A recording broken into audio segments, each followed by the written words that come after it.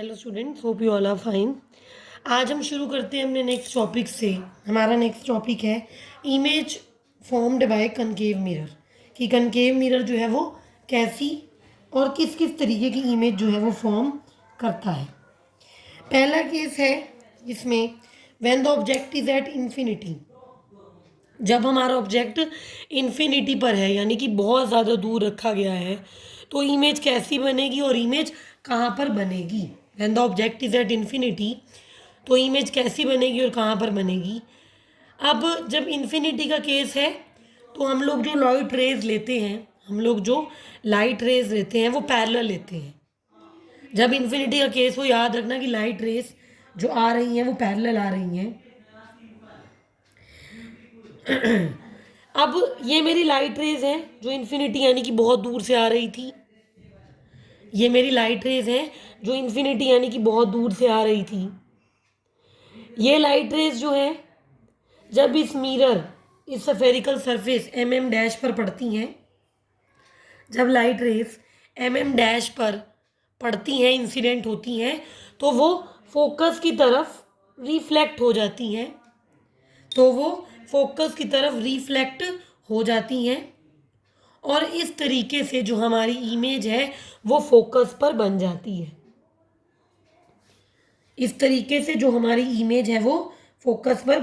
है। फिर से देख लीजिए, लाइट रेज इन्फिनिटी यानी कि बहुत दूर से आ रही थी। ये लाइट रेज इधर जब मिरर से टकराई तो फोकस की तरफ बेंड हो गई और इमेज फोकस पर बन गई। The formation of image occurs at focus. अब अगर इन्फिनिटी का ही मैं दूसरा केस लूँ जिसमें लाइट रेस को कुछ एंगल आई पर इंसिडेंट किया गया है, अगर मैं इन्फिनिटी का ही दूसरा केस लूँ जिसमें लाइट रेस दूर से तो आ रही हैं पर जो उनका एंगल ऑफ इंसिडेंस है वो आई है। लाइट रेस दूर से आ रही हैं बट उनका जो एंगल ऑफ इंसिडेंस है वो आई है। ये मेरी लाइट रेस है जो आई, एंगल ऑफ इंसिडेंस है आई।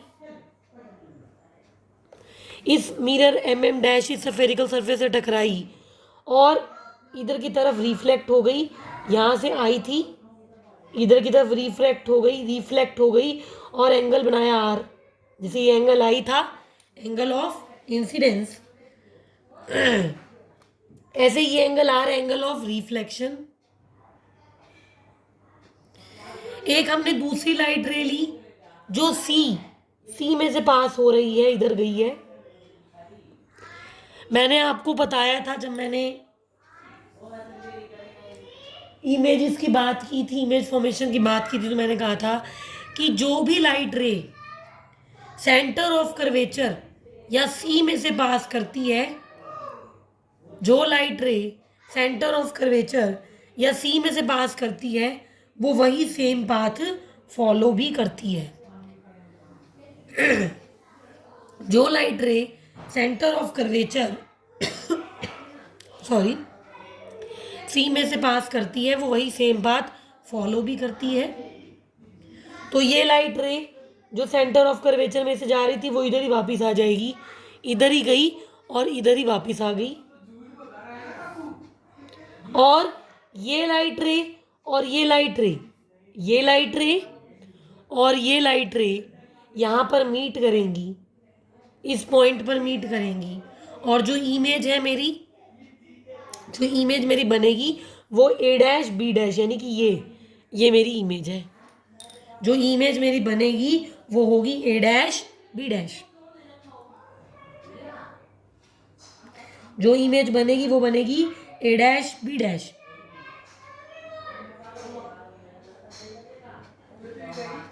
सेकंड कौन सा है, when the object is at centre of curvature. जब ऑब्जेक्ट को, इसको थोड़ा सा ठीक कर लीजिएगा कॉपी में, इस एट की जगह बियॉन्ड कर लेना, इस एट की जगह बियॉन्ड कर लेना। भाई बुक में कभी कभी मिस प्रिंटिंग की होती है तो कॉपी में आ गया होगा। आप क्या करना है, इसको बियॉन्ड सेंटर ऑफ कर्वेचर कर लेना। कहते हैं अगर ऑब्जेक्ट जो है वो सेंटर ऑफ कर्वेचर के आगे रखा गया है, if the object is placed at beyond the center of curvature, तो हमारी जो इमेज बनती है, जब किसी ऑब्जेक्ट को सेंटर ऑफ कर्वेचर से आगे रखा जाता है तो जो इमेज बनती है वो फोकस और सेंटर ऑफ कर्वेचर के बीच में बनती है. The image is formed between focus and centre of curvature. जो इमेज बनती है वो फोकस और सेंटर ऑफ कर्वेचर के बीच में बनती है. मैंने पहले भी कहा है कैपिटल एफ हमारा फोकस है और कैपिटल सी हमारा क्या है, centre of curvature. Capital F यानी कि फोकस, कैपिटल सी यानी कि सेंटर ऑफ कर्वेचर.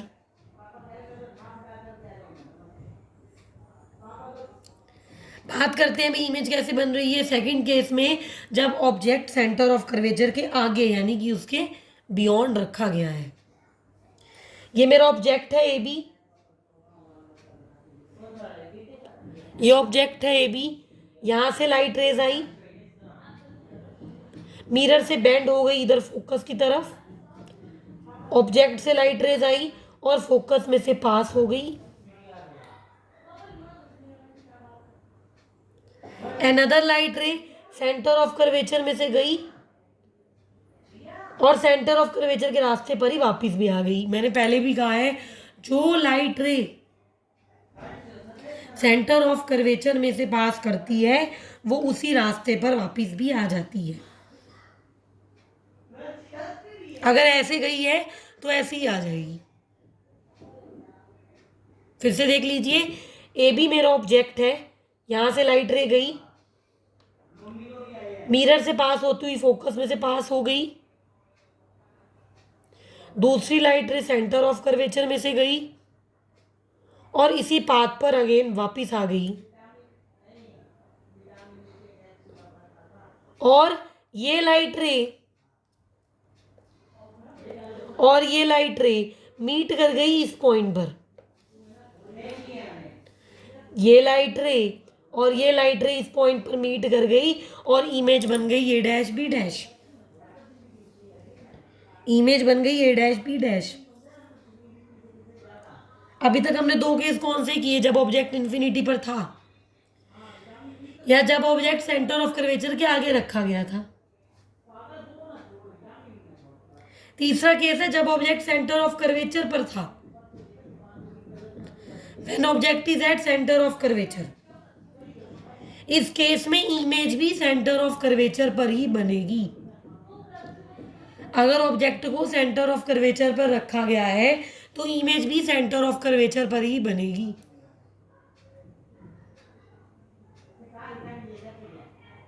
ठीक है, ऑब्जेक्ट सेंटर ऑफ कर्वेचर पर रखा तो इमेज भी सेंटर ऑफ कर्वेचर पर बनेगी. कैसे बनेगी, लेट अस लुक.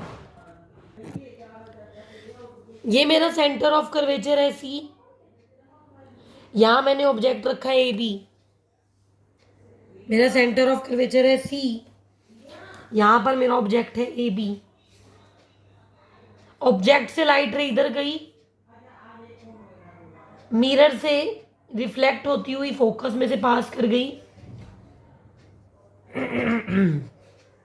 ऑब्जेक्ट में से एक लाइट रे इधर गई और इधर बेंड हो गई. अनदर लाइट रे ये वाली फोकस में से पास होती हुई प्रिंसिपल एक्सिस के पैरेलल हो गई. फिर से देख लीजिए, एक लाइट रे यहां गई, इधर आ गई, दूसरी लाइट रे इधर से गई और इधर आ गई. दोनों लाइट रे मीट करती है इस पॉइंट पर, दोनों लाइट रेज मीट करती हैं इस पॉइंट पर, तो मेरी इमेज यहीं पर बन जाती है ए डैश बी डैश.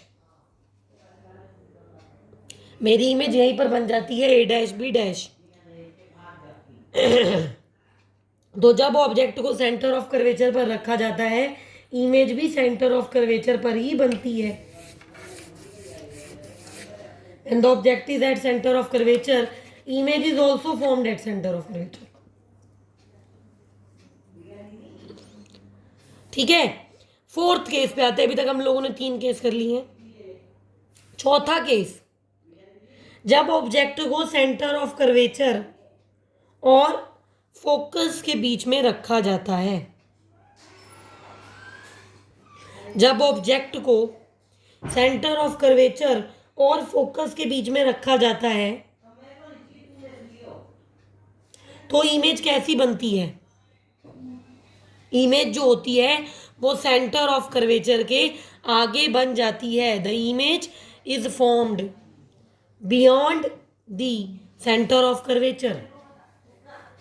जब ऑब्जेक्ट को सेंटर ऑफ कर्वेचर और फोकस के बीच में रखा जाता है तो इमेज सेंटर ऑफ कर्वेचर के आगे बनती है। कैसे बनती है फिर से देखते हैं। ए बी है मेरा ऑब्जेक्ट, ए बी है मेरा ऑब्जेक्ट।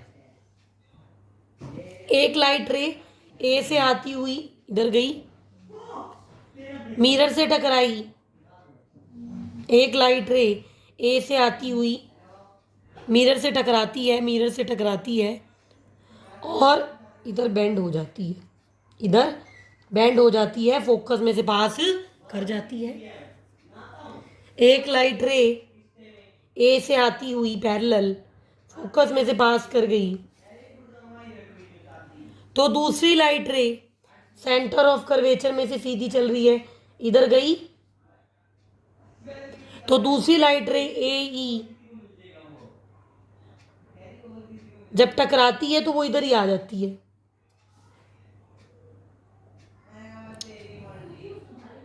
दूसरी लाइट रे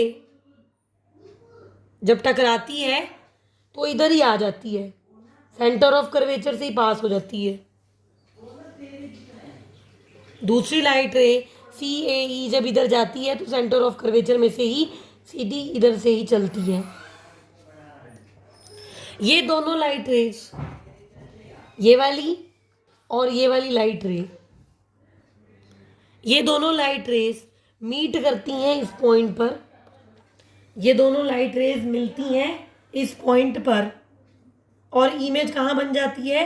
ए डैश बी डैश पर। इमेज बन जाती है ए डैश बी डैश पर।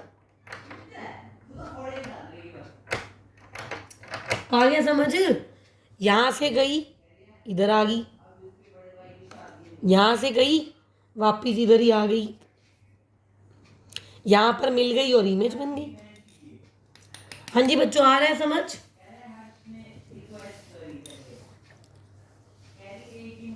चले अगले पे। नेक्स्ट है, जब ऑब्जेक्ट को फोकस में रखते हैं तो क्या होता है?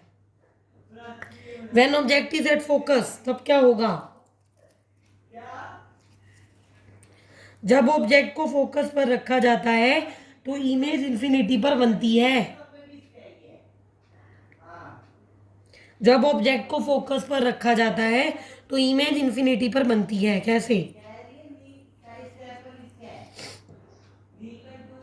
ये है ऑब्जेक्ट ए बी, ये है ऑब्जेक्ट ए बी, फोकस पर पड़ा हुआ है, एफ पर पड़ा हुआ है। एक लाइट रे आई, इधर चली गई, फिर इधर की तरफ आ गई। दूसरी लाइट रे सी ए ई इधर जाती है, दूसरी लाइट रे सी ए ई इधर जाती है और इधर की तरफ ही वापस भी आ जाती है। दूसरी लाइट रे सी ए ई इधर की तरफ जाती है, इधर ही वापस आ जाती है। क्यों? क्योंकि सेंटर ऑफ कर्वेचर में से चलने वाली light rays, centre of curvature में से चलने वाली light rays same path follow करती हैं। अब क्योंकि ये दोनों लाइट रेज, कौन सी दोनों?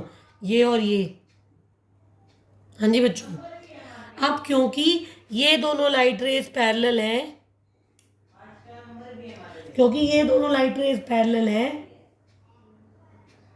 पैरेलल लाइट रेज यानी इमेज कहाँ बनेगी? इन्फिनिटी पर।